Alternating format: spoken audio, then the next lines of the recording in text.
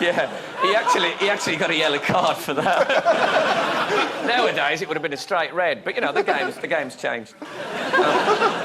Of course, the British version shuns razzmatazz. We're more subdued and underfunded than that. Over here, the focus is on the emotional journey the contestants go on. Here's an especially heartbreaking example. Oh, excuse me.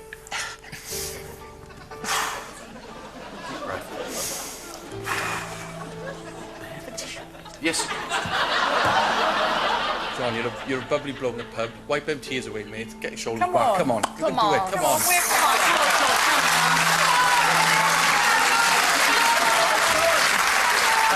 John, £1,010. Deal or no deal? No deal. OK.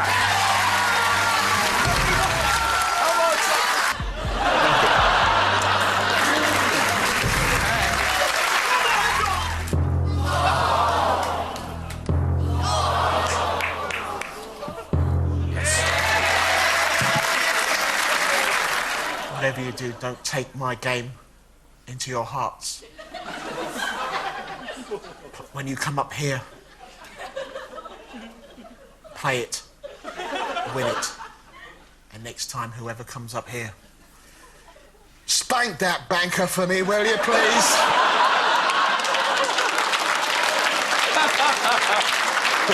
Yes, that was like an emotional roller coaster disaster. Yes, John won a paltry £50 there. The others in the studio were so upset, they passed a hat round for him afterwards. He went away with £50 and a hat. It's like we watch the foreign versions and you go back to ours and you go, we're still weirder. Like, Noel is still weirder than anything else in the world. I think he looks like a bloke who's going to a 70s theme party as Noel Edmonds. At the end of all of that, Frank is in the lead. Oh, Martha.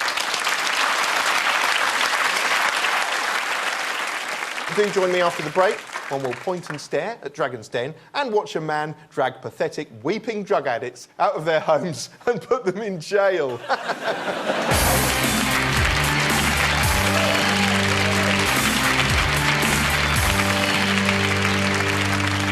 Hey, lovely. Welcome back. This week's TV Club pick was Dragon's Den. It's the business entertainment show which proves sometimes all you need to generate a huge amount of cash is one dream, two hands and 5 massive wankers. Let's take a look. Dragon's Den is the BBC's well-known investortainment show in which 5 sickeningly rich sods sit in a row guarding satirical piles of cash while an endless series of hapless inventors parades before them begging for financial backing for unlikely-looking gidgets.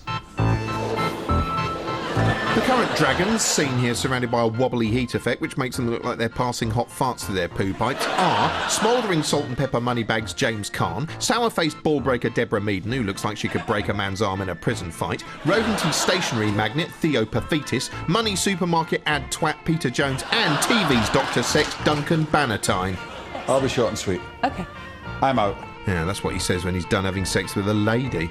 The show's hosted by tinsel-titted Teddy Ruxpin Evan Davis, and it's set inside what appears to be a psychopath's lair. Apparently it's even shot by the psychopath himself.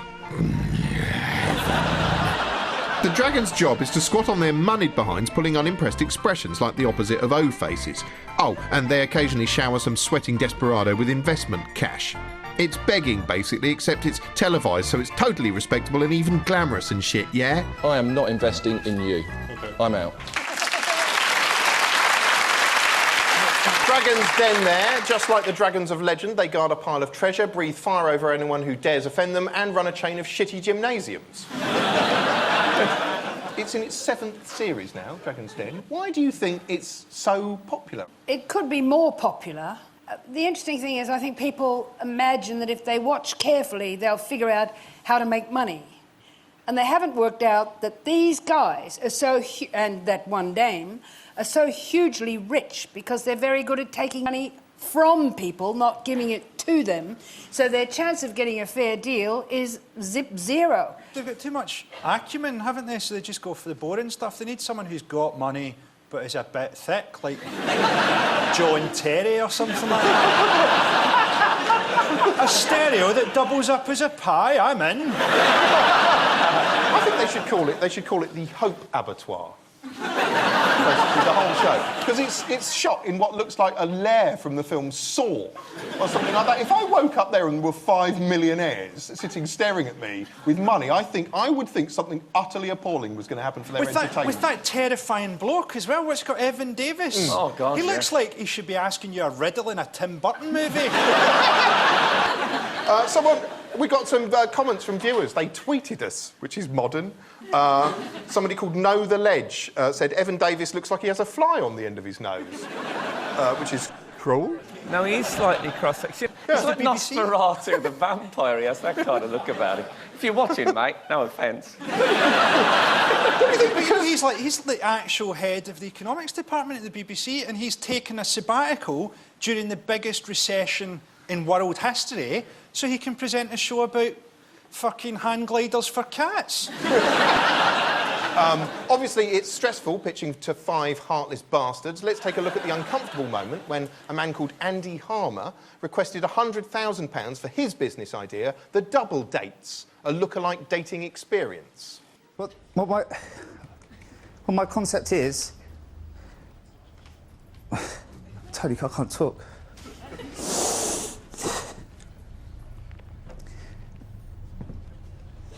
OK, my idea comes from being a celebrity for the day. What I've done is I've created... I can't talk. For the Double Dates has 30 top celebrity lookalikes in the industry. I've actually brought a couple of my guys along with me today.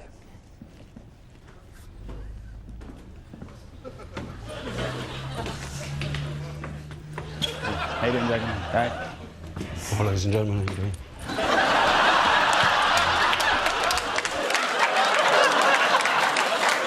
Awkward stuff. That was a lookalike dating agency. He was ineptly pitching there. I thought that was a brilliant David Beckham, the I can't talk. An ingredient that not many Beckham impersonators think to bring to the role. It's a fundamentally flawed idea. In that you pay money to go on a date with a lookalike. So you'll be in the local Pizza Express with Captain Jack Sparrow.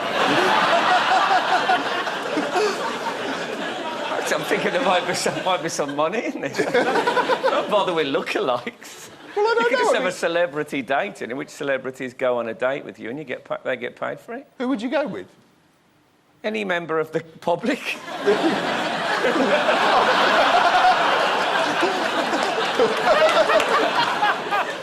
But thanks for that vote of confidence.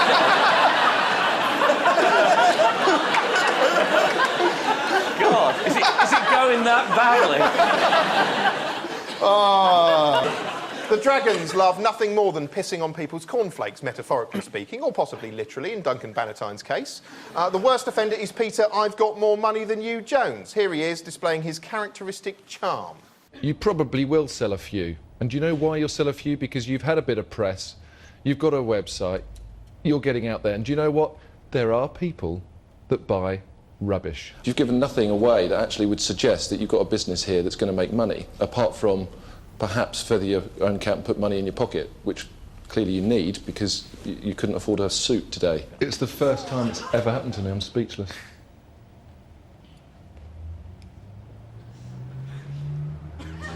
And I'm going to ask you for where's the company, what we're doing, how we're doing, and you're going to go, I don't know, Peter.